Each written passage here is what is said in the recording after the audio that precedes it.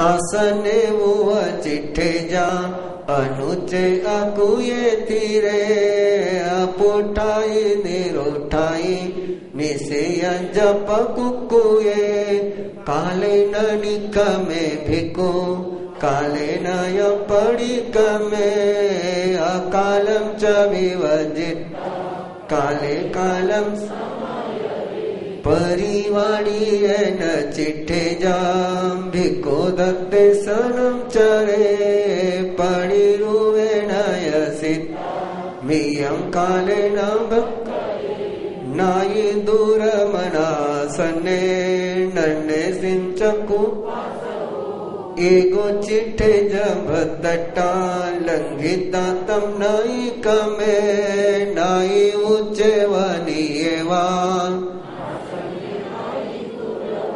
भासुयं पर कडम बिंडम अपपाने अपभियमि पड़ी छन्नमि समुड़े समायम संजय भुन जयम परिसरियम सुकड़ेति सुपकित सुचिन्ने सुहड़े मड़े सुनिठिये सुलटित सावजम रमये पंडिये सासम हयम भद्दम अवाये बालम सम्महि सासन गलेयसम खडुया में चवेड़ा में आकोसाय वाय में कल्याण मनु सासंतो पुतो में भाय नायती साहु कल्याण मनई पुतो में भाय नायत साहु कल्याण मनई पुतो में भाय नायत पावदिठी अपरम सासम दासम तिमनई नको वये आयरियम अपरम पिन बुद्धो वगाई नसिया नसिया तुक्त गवे सये आयरियम कुवियम न पतियेन पसायये विज विज पंजलि उडो धम्मजियम च ववहरम बुद्धे आयरियम सया तमायरन्तो ववहरम मनोगयं वक्कगयं जानितायरियसौ तं परिगिजवायाये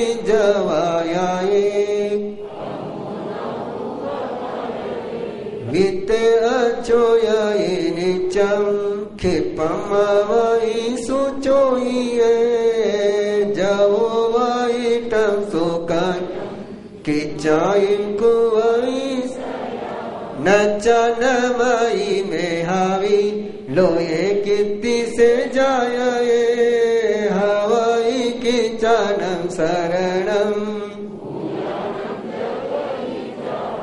नचनमयी मेहावी लोये कीर्ति से जाये हवई किचन शरणम भूयानम नचनमयी मेहावी लोये कीर्ति से जाये हवई किचनम शरणम पूज्य जस पश्यन्ति संबुधा पुवसन्तुया पसनलभै सन्ति पसनलभै सन्ति विमूलमठियं सूयं पसनलभै सन्ति विमूलमठियं सपूज्य सत्थे सुविनिय संशय मनोरुचि ठैकम संपया तवो समायारि समायि सौड़े मजुई पंचवया इम्पाल सपूजसत सुईनिय संशय मनोरुचि ठैकम संपया तवो समायारि समायि सौड़े मजुई पंचवया इम्पालिया सदैव गंधव मनुसप चैतु देहं मलपं कपूवयं सिद्धेव वै सासये देव परये महि देवेव परये महि दिये तिबिमि इति विनश्यं नामं परमं अध्ययनं पवज्जामि पवज्जामि पवज्जानामि पवज्जामि तिबिमि इति विनश्यं नामं परमं अध्ययनं गिह्नोमि गिह्नोमि गिह्नोमि गिह्नोमि गिह्नोमि गिह्नोमि गिह्नोमि। क्यों नहीं जीवन में विनय का जन्म होता?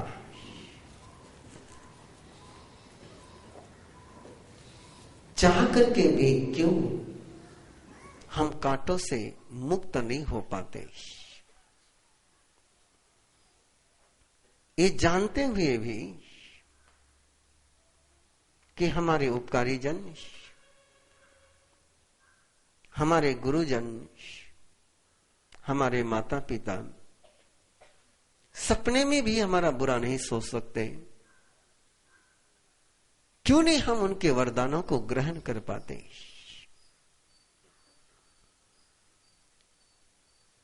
परमात्मा फरमाते, जो भगवत्ता के वरदानों को ग्रहण नहीं कर पाता, जो गुरु के वरदानों को ग्रहण नहीं कर पाता, जो गुरु के वरदानों को ठुकरा देता है, वो न केवल स्वयं की हानि करता है अपितु परम मंगलकारी गुरु को भी पापमय बना देता है। अभिनय में कितना सामर्थ्य है! देव मूर्ति को भी दानव मूर्ति में बदलने का सामर्थ्य अभिनय में। अविनीत व्यक्ति न केवल स्वयं का ही नुकसान करता है अपितु अविनय मंगल वर्षा करने वाले को चंड कौशिक बनने के लिए मजबूर कर देता है। चंड कौशिक का जन्म शिष्य के अभिनय से हुआ है।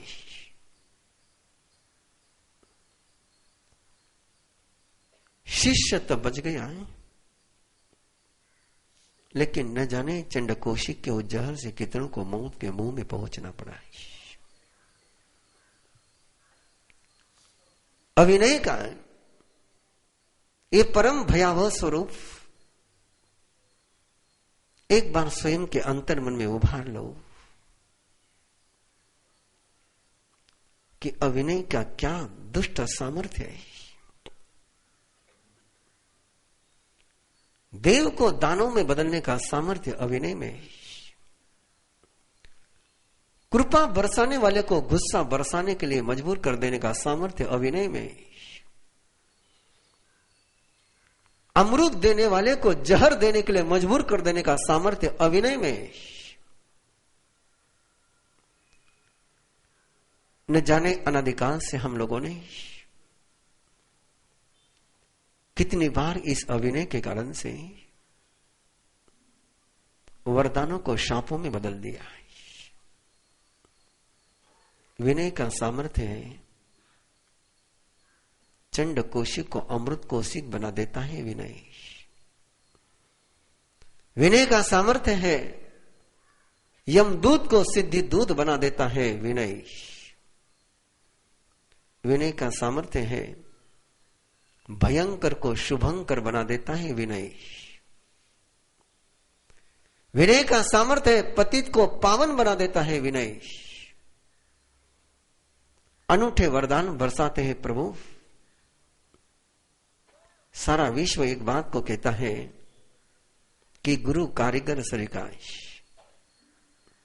गुरु शिष्य का निर्माण करता है। लेकिन प्रभु फरमाते हैं शिष्य भी गुरु का निर्माण करता है।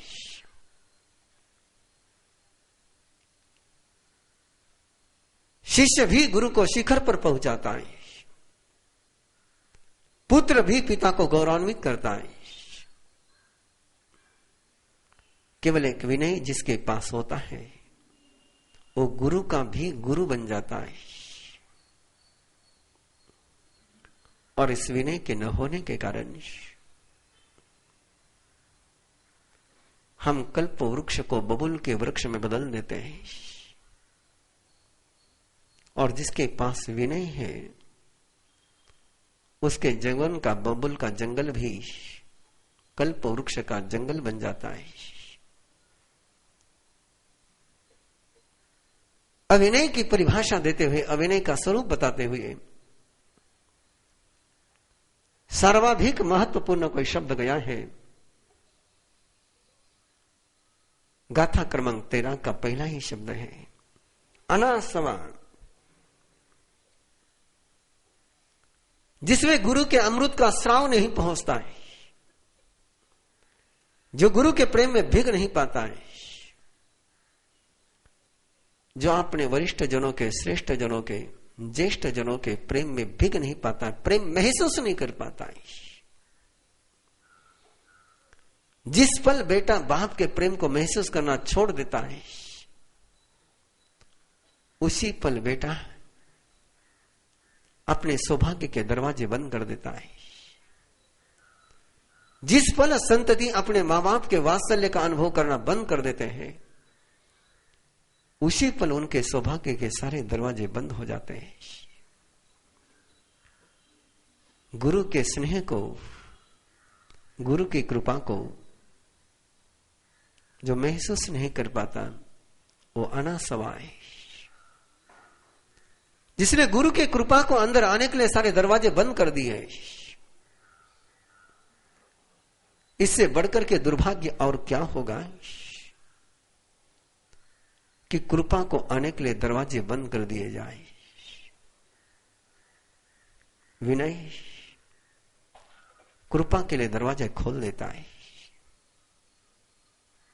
और इसी का परिणाम है गुरु की कृपा में भिगने का जब जीवन शुरू हो जाता है तो गुरु जैसे भिगोते हैं वैसा शिष्य भिगते ही चला जाता है। फिर गुरु का गुस्सा भी उसको गुस्सा नहीं लगता। पुत्र में भाय नायती साहू कल्याण मन नहीं, फिर उसको लगता है कि मेरे अंदर बहुत गिलापन आ गया है, उसको तपाने के लिए गुरु का ताप मुझे मिल रहा है। मेरे अंदर की मिट्टी बहुत गिल्ली हो गई है, कीचड़ हो गया अंदर में, और कीचड़ में कोई बीज नहीं पनप पाएगा। धरती गिल्ली तो होनी चाहिए, बीज को अंकुरित करने के लिए धरती का गिल्ला होना बहुत जरूरी है। लेकिन धरती में यदि कीचड़ हो जाए, मिट्टी में यदि कीचड़ हो जाए तो बीज सड़ जाएगा, बीज अंकुरित नहीं होगा। गुरुदेव मेरे पर अनुग्रह बरसा रहे हैं, मेरे मन में जो कीचड़ बन पाए उस कीचड़ को सुखा रहे हैं, जिससे मेरे अंदर में मंगल के बीज अंकुरित हो जाए। पुत्रों में भाय नायती साहू कल्याण मन नहीं। कुछ भी करे गुरु, तपे भी तो भी मंगल नहीं, आक्रोश भी करे तो भी मंगल नहीं, कृपा भी बरसाए तो भी मंगल नहीं। अपने आराध्य के हर कृति में जो मंगल की परीक्षा करता है, पसाय पे ही नियागठी, हर कृति में जो केवल प्रसाद को देखता है, प्रसाद देखता है, प्रसाद प्रेक्षी। जीवन हमने विषाद प्रेक्षी बना दिया है। बड़े हमसे कब नाराज हुए उसको हम बिल्कुल पकड़ करके रखते हैं, बड़े हमसे कब राजी रहे उसको हम भूल जाते हैं। बड़ों ने गुस्सा कब किया वो भुला नहीं पाते हैं, और बड़ों ने प्यार कब किया वो ग्रहण नहीं कर पाते। अनासवा का ये लक्षण है। और जो स्रवित हो जाता है, जो भीग जाता है गुरु की कृपा के नजर में, उसकी नजर केवल प्रसाद पर रहती है, केवल प्रसन्नता पर रहती है। पसाय पे नियागठी वो चिट्ठे गुरु सया। उस प्रसाद की प्रेक्षा करने के लिए, उस प्रसाद को ग्रहण करने के लिए वो निरंतर गुरु के आसपास में मंडराते ही रहता है। कभी तन से मंडराता है, कभी मन से मंडराता है, कभी वचन से मंडराता है, केवल प्रसाद की प्रेक्षा करने के लिए। और ऐसा जिसका जीवन बन जाता है, उसके जीवन में सारी हार्दिकता आ जाती है, एक ऐसी पावन हार्दिकता आ जाती है कि उसको समझाना नहीं पड़ता, वो समझ जाता है। और जिसके जीवन में गुरुदेव को प्रेम नहीं पहुंच पाता, थूलवया कुशिला मीवुम पिचंडम पकरंति सीसा, वो स्थूल वृत्ति होता है। जैसा आपने कहा वैसा मैंने कर लिया, आपने कहा वहां बैठने के लिए मैं वहां बैठ गया, आपने कहा वहां खड़ा रहने के लिए मैं खड़ा रह गया। जो शब्द अनुगामी बनता है और भावों की जो उपेक्षा कर देता है, वो सैनिक तो हो सकता है, वो गुलाम तो हो सकता है, वो सर्वेंट तो हो सकता है, वो सेवक हो सकता है, शिष्य नहीं हो सकता है। जो शब्द जीवी बनता है, जो गुरु के भाव जीवी बनता है, जो गुरु के भावों को महसूस करता है, वही शिष्य बनता है। गुरु ने जैसा कहा वैसा किया, वो गुरु का सेवक होगा, और गुरु का जैसा सपना है वैसा जिया वो शिष्य होगा। शिष्य बनने में भगवत्ता का बीज है, सेवक बनने में पुण्य का बीज है। सेवक कितना ही सेवा कर ले, उसे भगवत्ता का वरदान कभी प्राप्त नहीं हो सकता है। भगवत्ता का वरदान तो उसी को प्राप्त होता है जो गुरु के भावों को जीवन में ग्रहण करता है। अनासवा थुलवया कुशिला, और इसलिए उसका सील, उसका स्वभाव कुत्सित हो जाता है।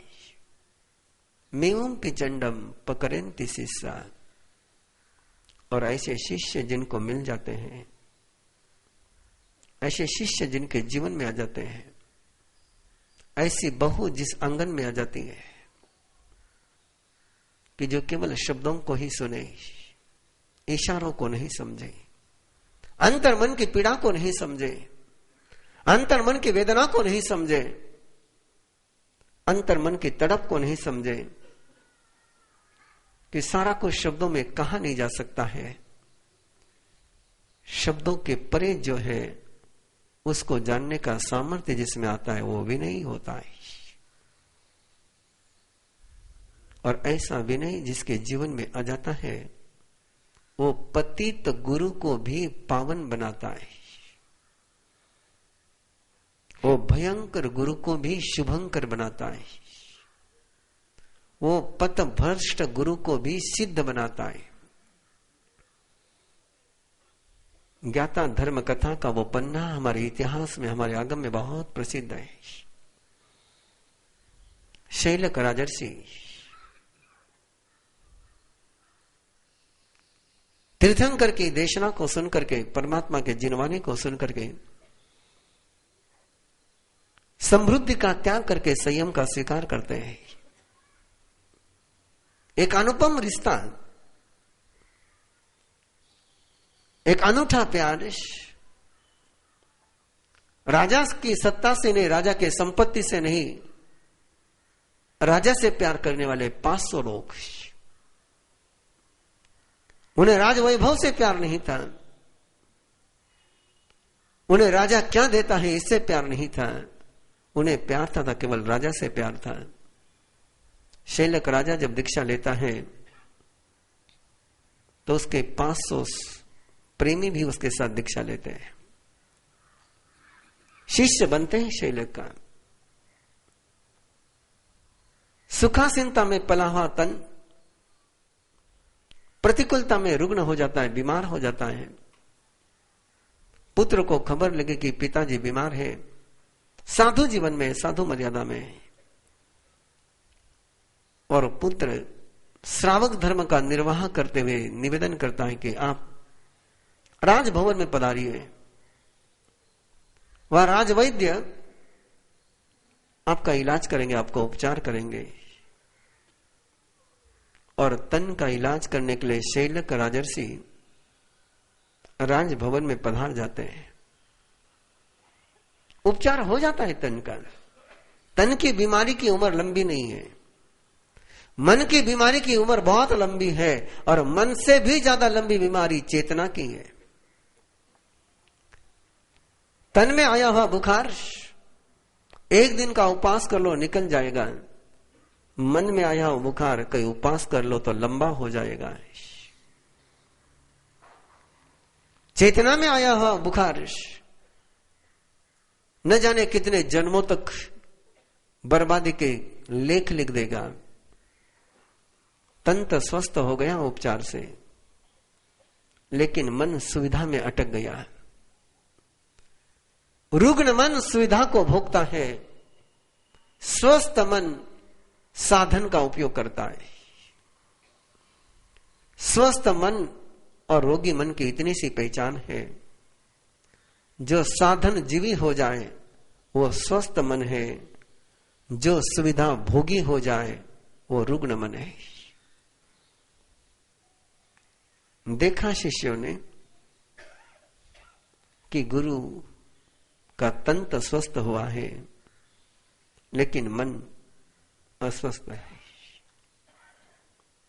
और कहीं हमारे भी मन में ये सुविधा का जहर न लग जाए, इसलिए शिष्यों ने परस्पर में विचार विमर्श किया। हम बीमार नहीं हैं, गुरु की सेवा के लिए एक को नियुक्त करते हैं और बाकी सब हम लोग संयम की यात्रा पर कदम बढ़ाते हैं। पंथक नाम के शिष्य को गुरु के सेवा में नियुक्त किया। आगम के पन्ने हैं बंधुओं, बड़े प्यारे पन्ने हैं, बड़े सुनहरे पन्ने हैं, बहुत सुहाने पन्ने हैं। एक विनय से युक्त शिष्य क्या कर सकता है, एक विनय युक्त पुत्र क्या कर सकता है, एक विनय युक्त बहू क्या कर सकती है। जो सामर्थ्य इनमें है, ये रेगिस्तान को नंदनवन में बदल सकते हैं, दुर्भाग्य को सौभाग्य में बदल सकते हैं। केवल स्वयं के ही नहीं, अपने गुरु के भी, अपने माता पिता के भी, अपने सास ससुर के भी।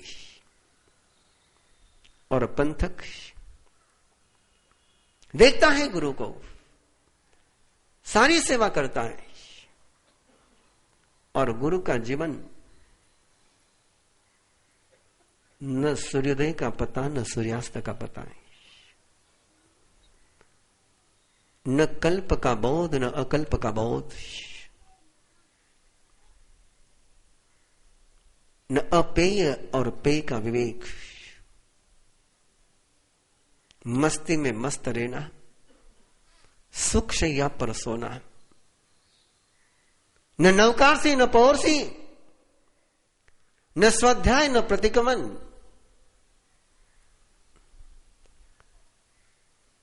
लेकिन शिष्य ने कभी गुरु को कहा नहीं कि गुरुदेव प्रतिक्रमण की वेला हो गई, आप प्रतिक्रमण कर लो। शिष्य ने कभी गुरु को कहा नहीं कि गुरुदेव स्वाध्याय की वेला हुई, आप स्वाध्याय कर लो। जो गुरु की कामना उसकी पूर्ति शिष्य कर देता, लेकिन स्वयं के लिए उसका उपयोग नहीं करता। चौमासी पक्षी आई,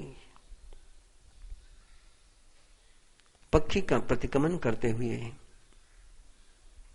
खमासनो देते समय गुरु के चरणों को स्पर्श हुआ। शिष्य का शरीर लुखा सुखा तपस्या में तपा हुआ और गुरु का उस सुखासीनता में पला हुआ कोमल शरीर, जैसे वो खुरदरा स्पर्श पावों को हुआ, गुरु मस्ती में सोए हुए थे और उस स्पर्श के होते ही बिखर गए।